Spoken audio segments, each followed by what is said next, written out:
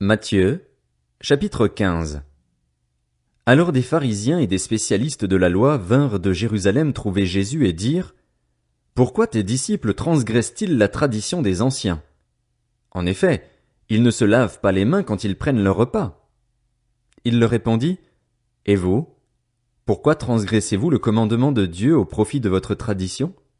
En effet, Dieu a dit: Honore ton père et ta mère, et celui qui maudira son père ou sa mère sera puni de mort. Mais d'après vous, celui qui dira à son père ou à sa mère: Ce dont j'aurais pu t'assister est une offrande à Dieu, n'est pas tenu d'honorer son père ou sa mère.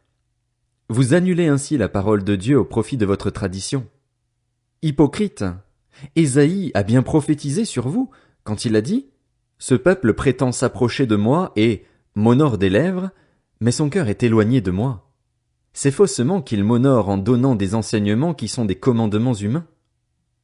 Jésus appela la foule à lui et dit: Écoutez-moi et comprenez bien. Ce n'est pas ce qui entre dans la bouche qui rend l'homme impur, mais ce qui sort de la bouche. Voilà ce qui rend l'homme impur. Alors ses disciples s'approchèrent et lui dirent: Sais-tu que les pharisiens ont été scandalisés d'entendre ces paroles? Il répondit: Toute plante que n'a pas plantée mon Père céleste sera déracinée. Laissez-les. Ce sont des aveugles qui conduisent des aveugles. Si un aveugle conduit un aveugle, ils tomberont tous les deux dans un fossé. Pierre prit la parole et lui dit: Explique-nous cette parabole. Jésus dit: Vous aussi, vous êtes encore sans intelligence? Ne comprenez-vous pas encore que tout ce qui entre dans la bouche va dans le ventre, puis est évacué dans les toilettes? Mais ce qui sort de la bouche vient du cœur, et c'est ce qui rend l'homme impur. En effet, c'est du cœur que viennent les mauvaises pensées, les meurtres, les adultères, l'immoralité sexuelle, les vols, les faux témoignages, les calomnies. Voilà ce qui rend l'homme impur. Mais manger sans s'être lavé les mains, cela ne rend pas l'homme impur. Jésus partit de là et se retira dans le territoire de Tyr et de Sidon. Alors une femme cananéenne qui venait de cette région lui cria: Aie pitié de moi, Seigneur, fils de David! Ma fille est cruellement tourmentée par un démon. Il ne lui répondit pas un mot. Ses disciples s'approchèrent et lui demandèrent: Renvoie-la, car elle crie derrière nous. Il répondit: Je n'ai été envoyé qu'aux brebis perdues de la communauté d'Israël. Mais elle vint se prosterner devant lui et dit: Seigneur, secours-moi. Il répondit: Il n'est pas bien de prendre le pain des enfants et de le jeter aux petits chiens. Oui, Seigneur, dit-elle, mais les petits chiens mangent les miettes qui tombent de la table de leur maître. Alors Jésus lui dit: Femme, ta foi est grande, sois traitée conformément à ton désir. À partir de ce moment, sa fille fut guérie.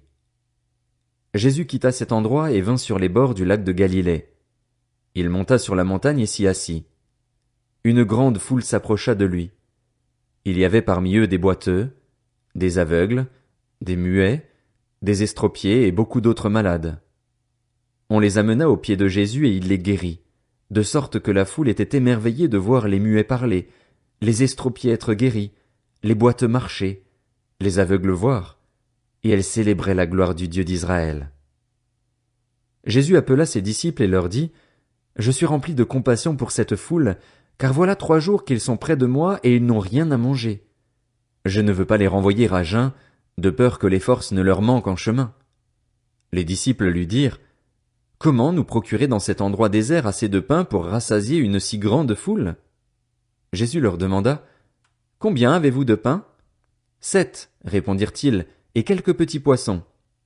Alors il fit asseoir la foule par terre, prit les 7 pains et les poissons et, après avoir remercié Dieu, il les rompit et les donna à ses disciples, qui les distribuèrent à la foule. Tous mangèrent et furent rassasiés, et l'on emporta 7 corbeilles pleines des morceaux qui restaient. Ceux qui avaient mangé étaient 4000 hommes, sans compter les femmes et les enfants. Ensuite, il renvoya la foule, monta dans la barque et se rendit dans la région de Magdala.